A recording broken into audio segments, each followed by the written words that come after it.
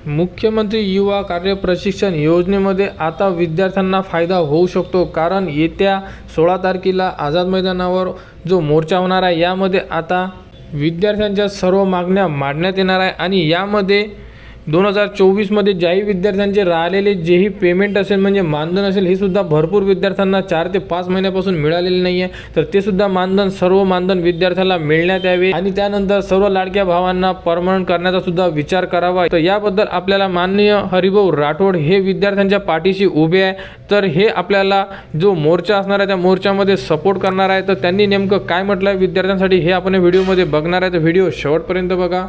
अगदी निवडणुकीच्या तोंडावर या युवा लोकांना 6 महिन्यासाठी जरी हे दिलं असेल तरी आज त्यांची परिस्थिती हलाखीची आहे। अत्यंत कमी त्यांना तनखा दिलेली आहे, परंतु आता जे सुशिक्षित बेकार होते त्यांना एक आशा लागली होती की सरकार आम्हाला याच्यानंतर कंटिन्यू करेल, सरकार आम्हाला कुठल्या तरी योजनेमध्ये सामावून घेईल। त्यांना आता घरी बसायची पाळी आलेली आहे।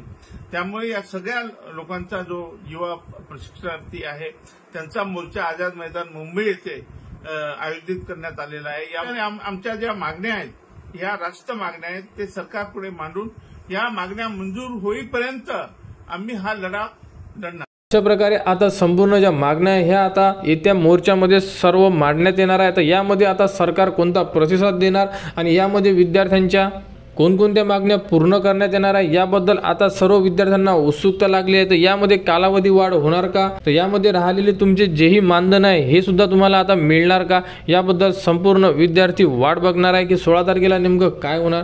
तर लाडके भाऊ म्हणजे मुख्यमंत्री युवा कार्य प्रशिक्षण योजनेअंतर्गत जेही पुढील अपडेट येईल ती तुम्हाला आपल्या YouTube चॅनलवर उपलब्ध करून देण्यात येणार आहे। त्यासाठी आपल्या चॅनलला सबस्क्राईब करा व हा व्हिडिओ इतरांपर्यंत शेअर करा।